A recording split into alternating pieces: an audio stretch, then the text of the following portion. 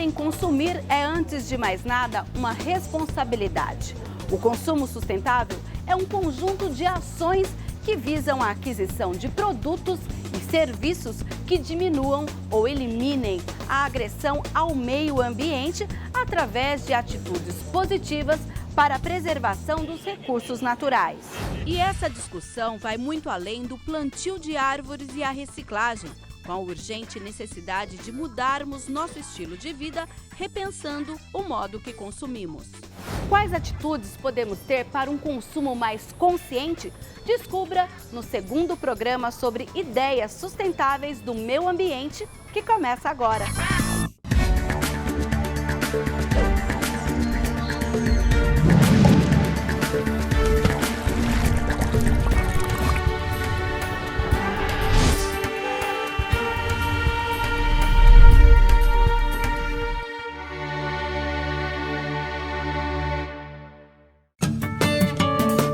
No Brasil, cerca de 250 mil toneladas de lixo são produzidas diariamente, sendo que apenas 2% é reciclado.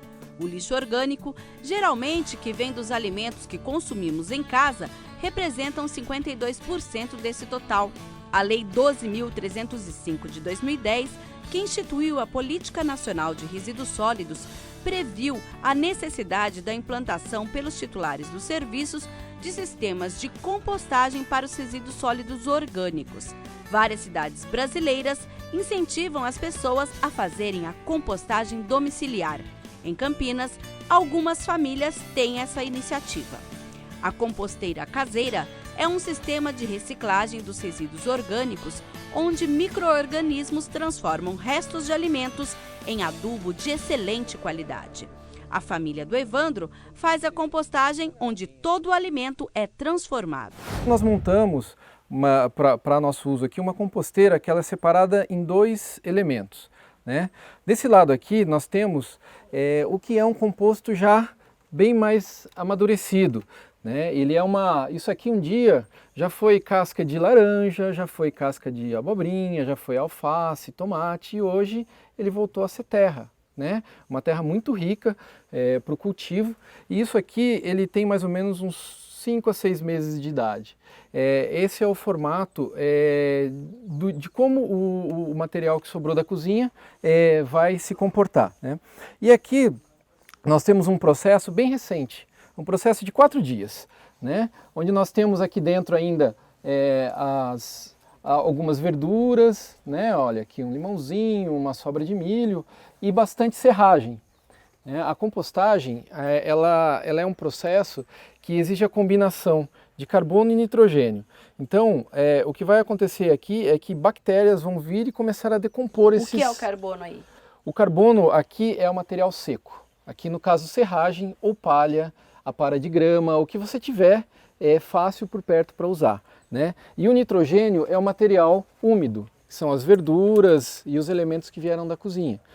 A gente faz uma combinação aqui, mais ou menos de 3 partes de matéria úmida, né, de material orgânico que veio da cozinha, para 7 partes de matéria seca. Seriam 3 copos de casca de laranja para 7 copos de apara de grama, por exemplo. Né? E é importante que a compostagem ela é um processo aeróbico, ela precisa de oxigênio. Então, a gente precisa constantemente estar revirando esse material para que ele fique aerado e que as bactérias consigam trabalhar. E ele também é um processo úmido, né? Ela precisa de água. Então, se você precisa regar a sua composteira de tempo em tempo, todo dia, se for possível, sim. Em época de chuva, como nós estamos passando agora, isso nem é tão necessário, mas precisamos olhar que ela precisa ficar úmida. Fungos, tatuzinhos, besouros, piolhos de cobra, minhocas e trilhões de bactérias trabalham decompondo o material. A gente daria uma peneirada para tirar uma coisa ou outra que ainda não compostou, né, e usaria do jeito que está aí. O composto leva mais ou menos uns 3 meses para chegar nesse estado de utilização. Né? Então daqui a uns 3 meses o que a gente está colocando aqui e misturando vai para aquele lado para amadurecer. A gente evita um pouco de colocar carne, ovos e leite para evitar que atraiam bichos. mas existem processos de compostagem inclusive para carcaças de grandes animais. Por exemplo, morre um bezerro numa fazenda, uma das formas mais saudáveis de se tratar isso é fazendo a compostagem da carcaça. O que a gente usa aqui? O solo. Porque naturalmente vão aparecer minhoquinhas aqui que vão ajudar nesse processo, isso é muito saudável. Ah, mas se a minha casa é cimentada, não tem problema. O que nós fazemos? Nós já fizemos compostagem em embalagens de plástico, em caixas plásticas, né?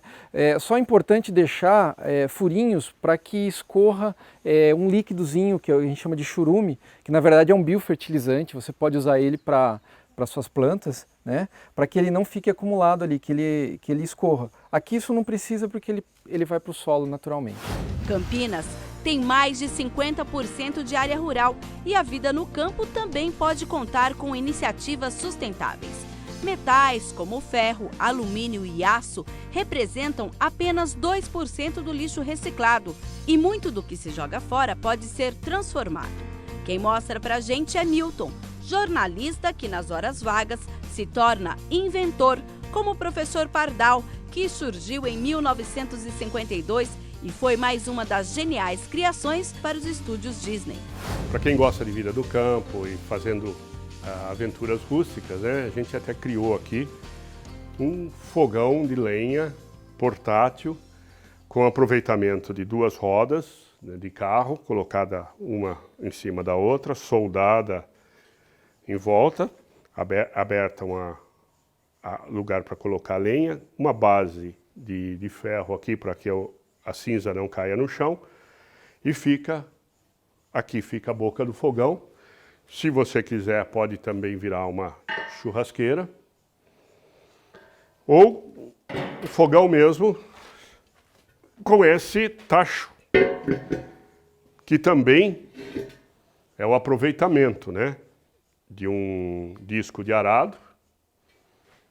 Soldamos 2 ferraduras, até para dar um toque mais rural na coisa, 2 ferraduras para ficar a alça. E nós temos aqui um fogão de lenha portátil para a aventura no campo. Iniciativas como essas ajudam a preservar o meio ambiente, o que é de responsabilidade de todos.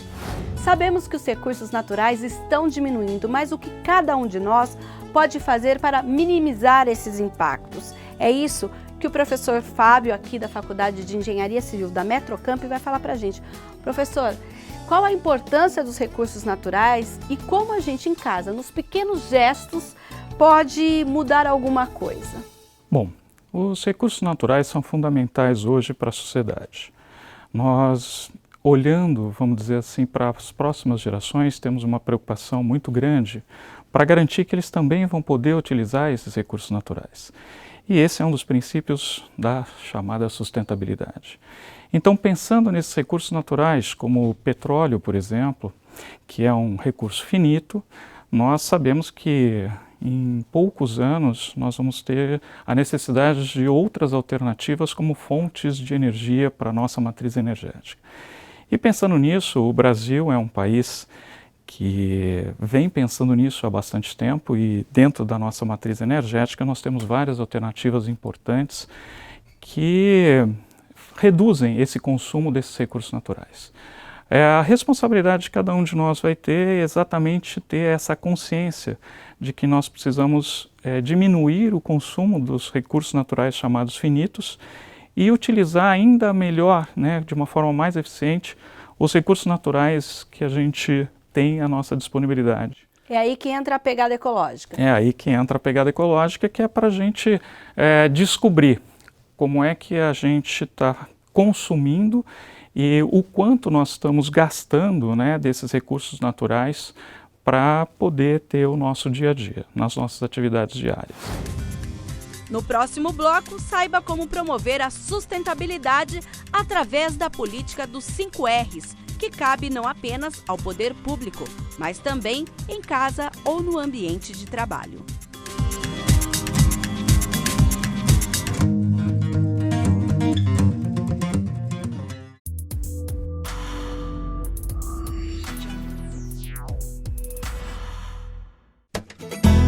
A sustentabilidade depende de atitudes coletivas em prol do meio ambiente. Neste contexto, entra a política dos 5 R's. Mas o que é isso? É um programa em que a gente pode parar para pensar em relação a esse consumo, né, ao consumo indiscriminado que a gente tem em relação aos recursos naturais. Então a gente precisa repensar, né, repensar a forma de consumo e dessa forma a gente tratar de uma forma diferente essa maneira com a qual nós consumimos os recursos que nós precisamos. Dessa forma a gente entra para o segundo R, que é o de reduzir, né? Então é R de primeiro... De repensar. Repensar. Isso. Então, a gente precisa repensar a forma de consumo. Sim. Depois a gente tem que reduzir. Tem que reduzir o consumo e a gente, dessa forma, garantir que vamos estar utilizando somente aquilo que a gente precisa. A gente também tem que saber recusar. A gente tem terceiro R. Recusar aqueles produtos que a gente sabe que estão gastando, né, estão, de certa forma, utilizando muitos recursos para serem produzidos. Depois a gente entra para o quarto R, que seria o de reutilização. Então, o que a gente pode fazer com aqueles materiais que já foram produzidos, que já estão ao nosso redor e a gente pode reutilizá-los, né, diminuindo o consumo. E a gente tem o quinto R, que é o da reciclagem, né, aqueles materiais que a gente vai poder reciclar e dessa forma não extrair da natureza o recurso natural, mas fazer um reprocessamento. Essas ações podem e devem ser implementadas em todos os setores. Uma delas é a logística reversa, que engloba procedimentos e meios destinados a viabilizar a coleta e a restituição dos resíduos sólidos ao setor empresarial para o reaproveitamento em seu ciclo ou em outros ciclos produtivos ou outra destinação final ambientalmente adequada. Aos comerciantes, cabe instalar locais específicos para a devolução destes produtos. Um dos exemplos é o programa de coleta de resíduos promovido pelo RECAP, o Sindicato do Comércio Varejista de Derivados de Petróleo de Campinas e região, que tem o Ecotroca. São 550 postos de combustíveis participantes em 90 cidades de abrangência do RECAP. O presidente da entidade e dono de um posto em Campinas fala da proposta. A gente tinha uma preocupação com relação à destinação correta dos resíduos contaminados que saíam do posto, para termos a certeza que ela ia ser reciclada e ia chegar a um destino correto, que ela não viesse a parar em lixões, em foz e rios. Então a preocupação foi realmente fazer um trabalho sério de segregação, coleta e destinação desses resíduos. E antes das questões ambientais, isso ia para o lixo normal, há muitos anos atrás.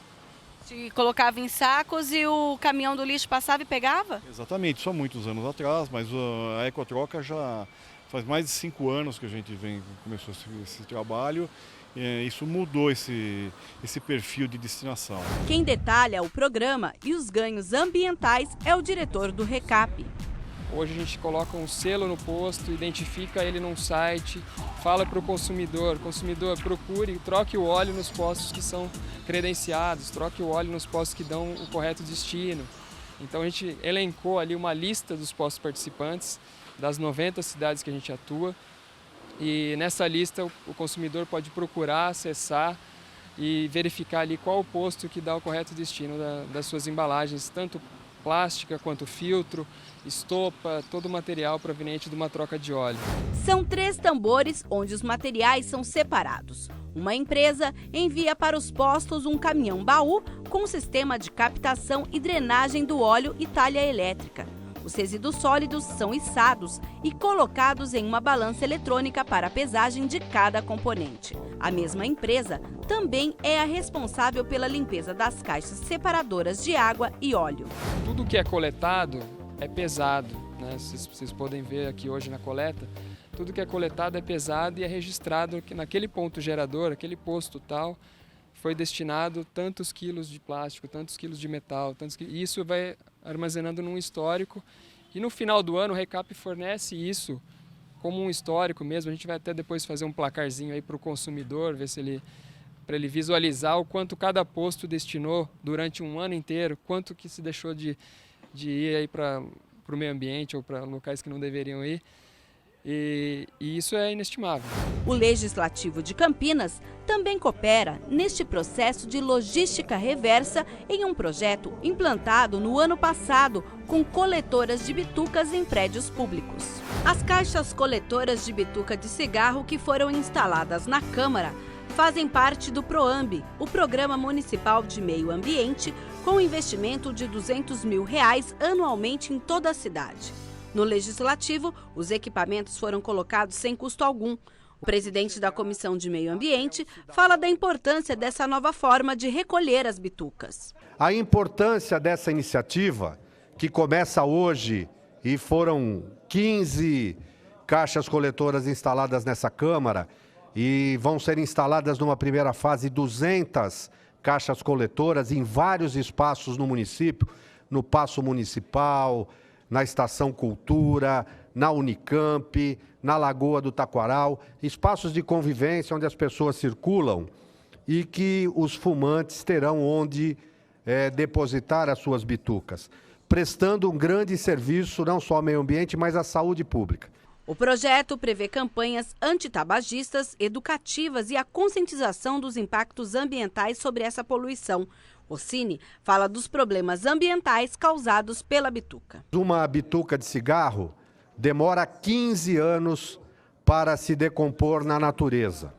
E hoje a bituca de cigarro ela é classificada como resíduo tóxico classe 1, porque, principalmente depois de usada, ela retém várias substâncias químicas contaminantes que podem provocar danos ao meio ambiente e à saúde pública. Infelizmente, talvez por falta de espaços e até por um pouco pela cultura do povo, essas bitucas estão jogadas sem nenhum critério e nenhum controle nos solos, nas praças, nas calçadas, e elas, na chuva, são carreadas para os corpos d'água e acabam contaminando aquelas águas, muitas vezes o lençol freático, e comprometendo a qualidade de vida. Na Câmara, as antigas bituqueiras estão sendo recolhidas para que as pessoas passem a utilizar as coletoras ambientalmente corretas. Semanalmente,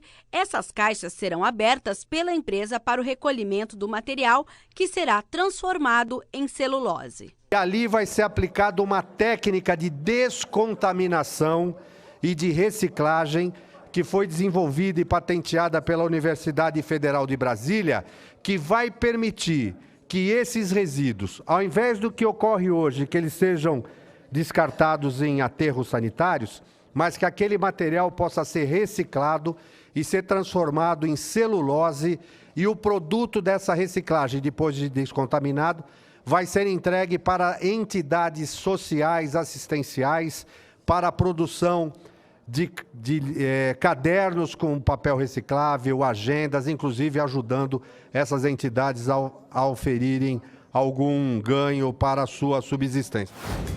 No próximo bloco, saiba como aplicar os 5 R's da sustentabilidade na sua casa e no ambiente de trabalho. E mais, uma ideia sustentável que vira um negócio rentável.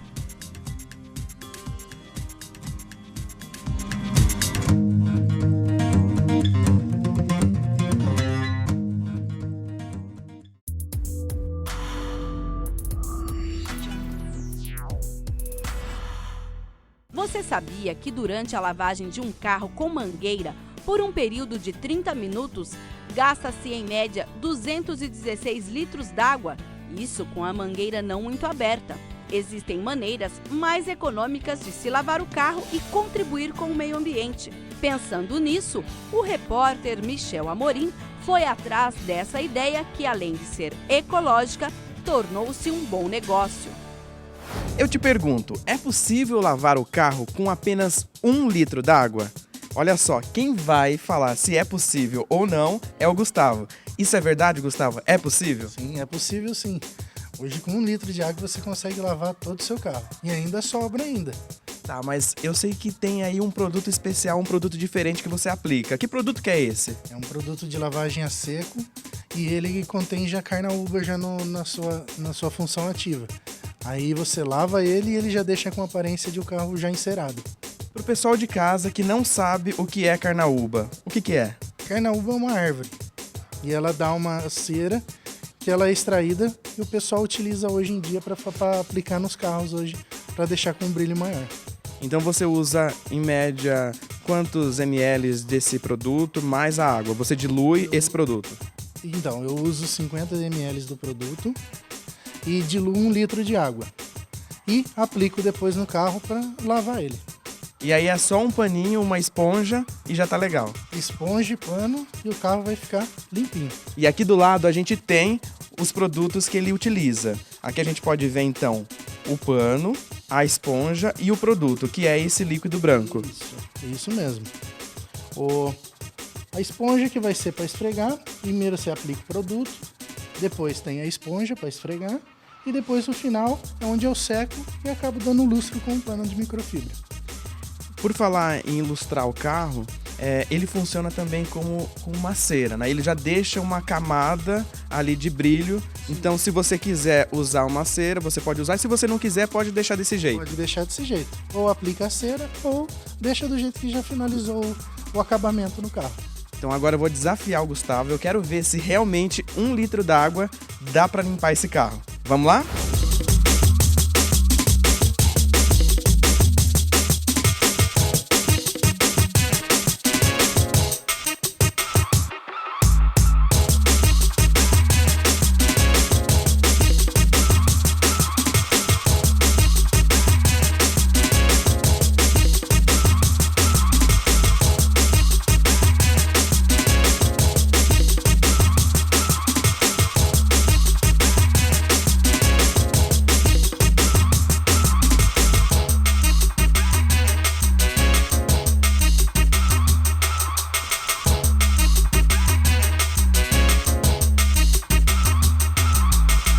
E o Gustavo já terminou a limpeza aqui na nossa viatura, ficou sensacional, tudo limpinho, né, Gustavo? Tudo limpinho. E você conseguiu fazer tudo isso em menos de 1 hora? Menos de 1 hora. Toda a limpeza externa, menos de 1 hora. E o resultado, o carro limpo. Perfeito. E olha só, agora ele vai comprovar se ele usou 1 litro d'água para limpar o carro, né, Gustavo? Opa, sim, vamos lá. Vamos lá.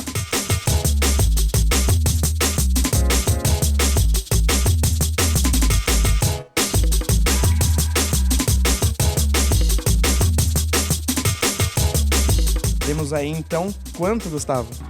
Ainda restou 500 ml de água. Eu gasto somente 500 ml para fazer o carro. Toda essa limpeza ficou espetacular com apenas meio litro d'água. Perfeito. E como que é a adesão?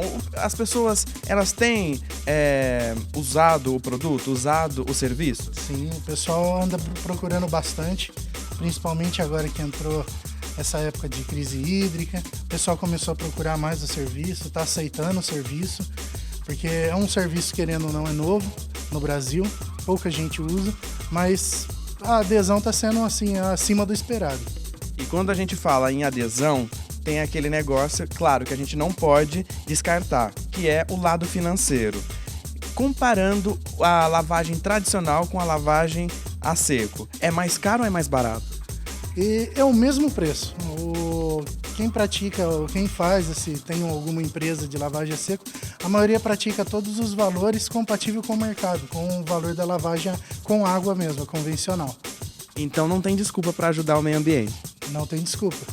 O valor é o mesmo, é só ligar para alguma pessoa que faz o serviço de lavagem a seco e contratar o serviço dele. Então é isso aí, fica a dica. Repensar, reduzir, recusar, reutilizar e reciclar. 5 R's que fazem parte de um processo educativo que tem por objetivo uma mudança de hábitos no cotidiano.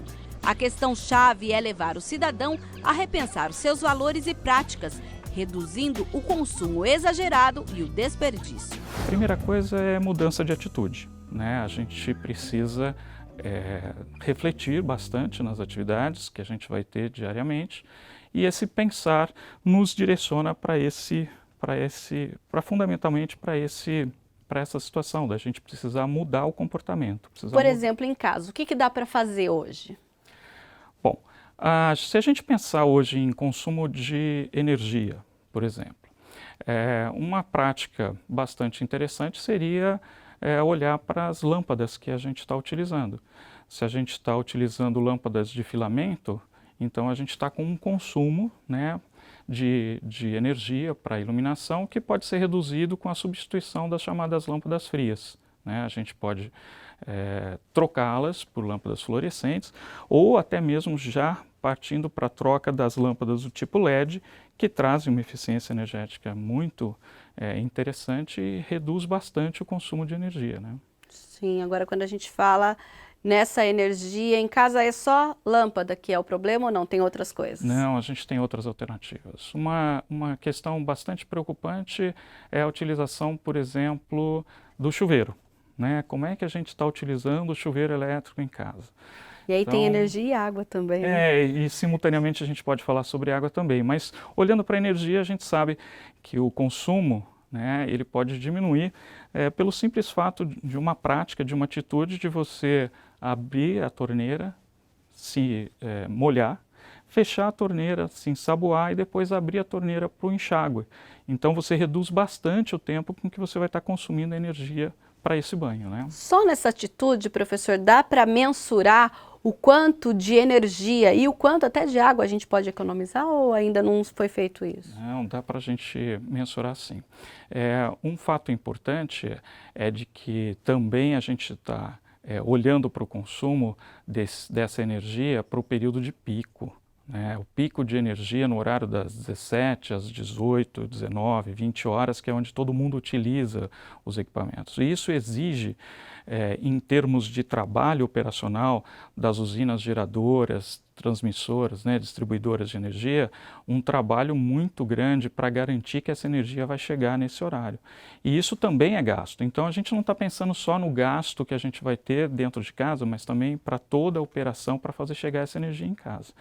Então essa distribuição do consumo, né, do horário de consumo, também é importante para essa economia. Então, por exemplo, deixar um banho para depois das 8 da noite é uma boa. É uma boa para o bolso, né? Porque para executar dessa forma, como a gente comentou, né? Abrindo e fechando a torneira, como também para todo o sistema elétrico do país. O cozimento exige, né, o fogo, né? Aí a gente utiliza o gás, né, o gás de cozinha, que é um recurso natural, e a gente pode, pelo simples fato de tampar a panela para fazer o cozimento, já reduzir o consumo de gás que a gente tem, porque você vai garantir maior concentração de calor na panela e com isso você vai fazer o cozimento em menos tempo. E a geladeira, ela com frequência, ela tem a porta abrindo e fechando.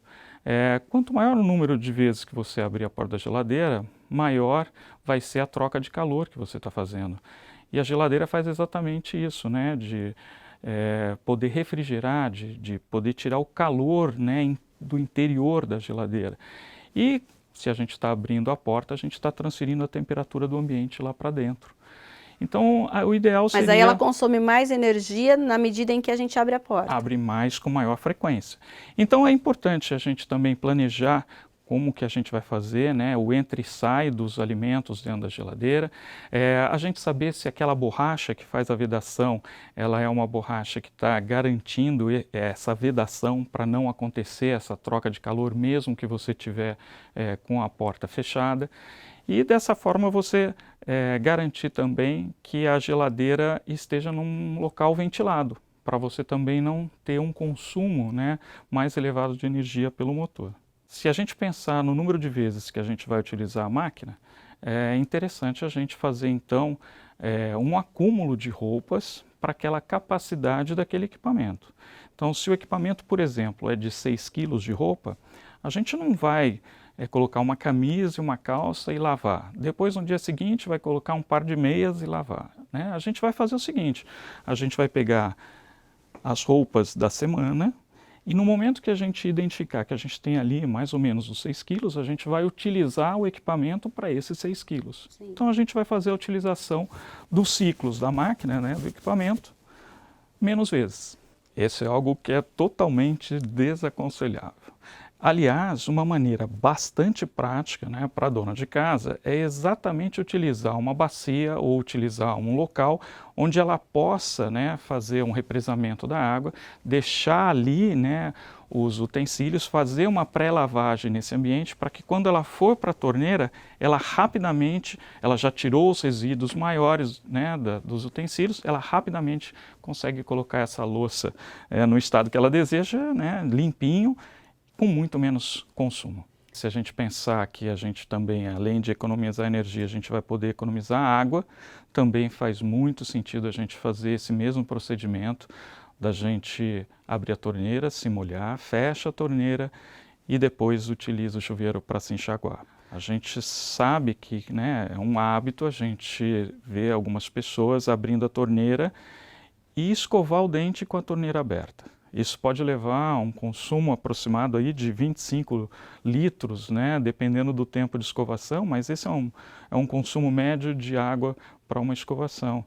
Então, se a gente também tiver esse hábito de abrir a torneira para molhar a escova, fecha, escova o dente, depois vai enxaguar a boca, né, depois que escovar o dente, aí sim, abrindo a torneira, a gente vai economizar muita água.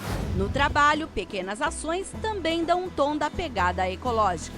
Vamos pensar que a gente está dentro da era da informática e todo mundo usa computador e todo mundo, de certa forma, utiliza informação. Se essa informação puder ser utilizada e transferida via os meios eletrônicos, passa a ser mais interessante do que se a gente tiver que fazer impressão, né, e guardar esses papéis. Então, a economia de energia e a economia de papel que a gente vai fazer, e diretamente a gente está fazendo, então, com que seja necessário menos corte de árvores e com isso a gente está garantindo, então, né, mais árvores no planeta, a gente vai estar, então, e com isso, né, tendo mais árvores, a gente vai ter maior sequestro de carbono, né, de CO2, então, produzindo mais oxigênio, maior qualidade do ar. Então, se a gente está reduzindo as impressões, a gente está economizando e está com uma prática sustentável dentro do escritório, por exemplo. Também dá para pensar nas questões de transporte. Né? Se a gente pensar hoje que a gente faz um deslocamento para o trabalho utilizando o veículo, muitas vezes a gente está sozinho. Então, se a gente está utilizando o carro e está fazendo o transporte sozinho, a gente está consumindo um determinado volume de combustível, né, de um recurso natural. Uma prática seria você conversar com os amigos do trabalho e no meio do caminho ir pegando esses mesmos colegas e você se dirigir até o ponto de trabalho com um número maior dentro de pessoas dentro do carro. Ou fazer outras opções, como substituir o veículo por uma bicicleta ou a adoção do transporte coletivo, né? Pensando, então, no futuro das próximas gerações, pensando nos recursos naturais, a gente tem que pensar exatamente nesse ponto, que é a mudança de atitude, a mudança de comportamento que a gente tem que ter com esse viés, né, com essa visão da sustentabilidade e dos recursos naturais. E não precisa de muito para... não está se inventando nada. Não estamos inventando nada, a gente só está mudando o comportamento.